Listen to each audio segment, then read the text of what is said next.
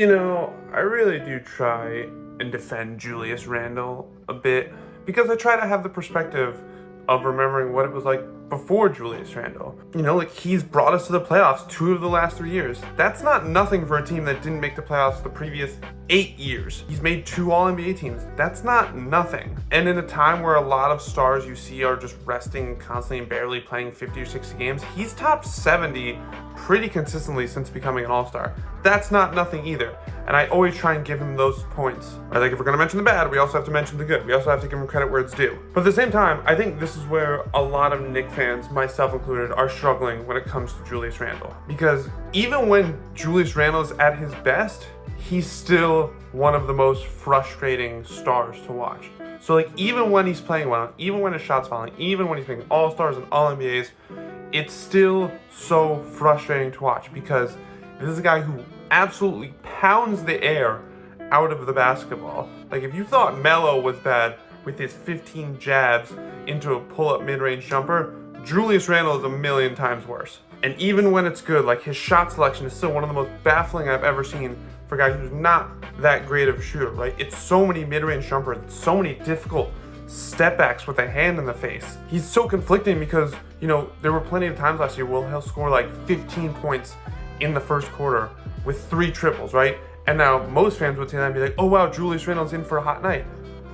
I remember times where you'd be so conflicted, you kind of hate it because you knew that he was bound to cool off, but not in a way that would have him stop taking those shots. If he went 3 for 3 to start the first quarter from 3, you know that by the fourth quarter, he would take another 3 and miss all of those. And so that's when it's good. That's when it's at its best with the Julius Randle experience. There's still so much you want to change, and we see how that manifests in the playoffs, where he's struggled in the 2 playoff appearances he's had as a Knick, in part because of his play style, in part because it doesn't really seem that conducive to playoff basketball. And now you look at it when it's bad, which it has been to start the season.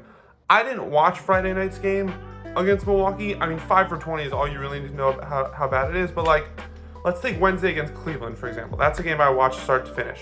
And, it's the problems I just mentioned, right? He pounds the absolute air out of the ball for the entire possession.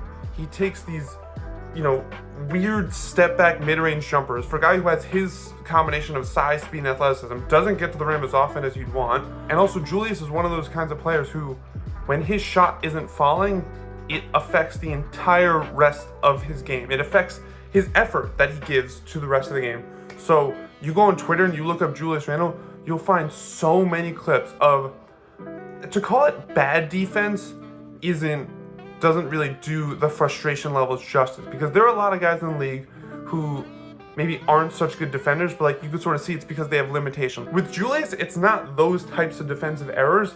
It's just blatant he didn't care enough to put in the effort to be in the right position. And I don't usually like questioning a player's effort because I don't really think it's fair to try and be in their mind and sort of assume what they're thinking and all that stuff. But again, you just watch it. There was a play where Max Strus is dribbling the ball up in transition. It's Julius's responsibility to get in front of him, and he just doesn't. He lets Max Strus, not Donovan Mitchell, who I will give Julius credit, had a few nice switches on and defended him really well in a few ISO possessions. I will give him that credit where it's due. There were a couple times where he just blatantly did not make the right rotation, right? And then at the offensive end, right? And again, this goes back to the thing where it's even when it's good, I don't think I've ever seen Julius Randle set a proper screen. He'll just go and he'll just sort of stand there and not really try to actually make body contact.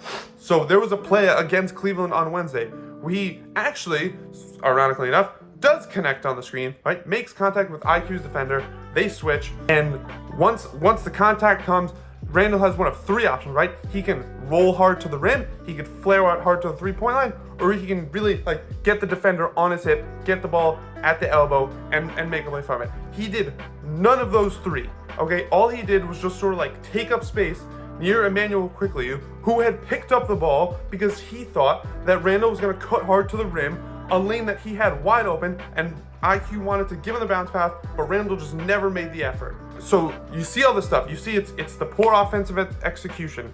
It's the bad defensive effort. It's the bad body language you see when he turns the ball over, doesn't get the ball. That happened at the end of the Milwaukee game. There are clips circulating of Brunson trying to talk to him and him just not being really receptive. It's all that stuff 6 games into the season, right? This isn't like the playoffs last year where, the fatigue of a long season, he had also injured his ankle twice, I think, and I do want to give him props for trying to play through it. Like, again, I know it's the playoffs, and so you got to power through, but you also kind of understand, hey, he was playing here. This is 6 games into a new season. And again, in his defense, he is coming off ankle surgery, but again, this isn't just his shots not falling. It's the effort stuff. It's stuff you can choose to control, right? We talk about that in basketball, we talk about it in life. Control what you can control. You can't always control if your shots are going, right? Like sometimes you just gotta trust the process, trust your routine, and eventually they're gonna start falling. You can control your effort level, you can control your body language, and those are things that Julius Randle has always struggled with. Again, even when it's been at its best, those have still been problems for him. So if I'm gonna get mad about that stuff when it's at its best, like when you're still giving me the good stuff of like the 24, 10 and 5, the All-Stars, the All-NBAs, you're goddamn right I'm gonna get even more pissed off when I'm not getting that good stuff, like right now. And it's frustrating to see he also just doesn't really seem to hold himself accountable in the way you would want. Brunson plays a bad game, Brunson says, I need to do better. I'm the leader on this team, it's I. He looks into it, right? Whereas Randle played badly Wednesday, he's like, we gotta do better, man. We gotta shoot the ball. Like, no, dude, take responsibility. You're one of the leaders of this team. You need to do better. And so I know it might seem harsh to a lot of non-Knicks fans to see how Knicks fans are treating Julius Randle, because again, it is only 6 games of the season. He is coming off ankle surgery in the offseason. The overall frustration lies in that a lot of the stuff that's been bad about Julius Randle has been a problem for a few years now, even when he's been playing at his best. And so now we're at this point where he's playing at some of his worst, and it only exacerbates the bad stuff. So it's just like we as Knicks fans don't really know what we're supposed to do with him and what we're supposed to feel with him at this point, because it's just so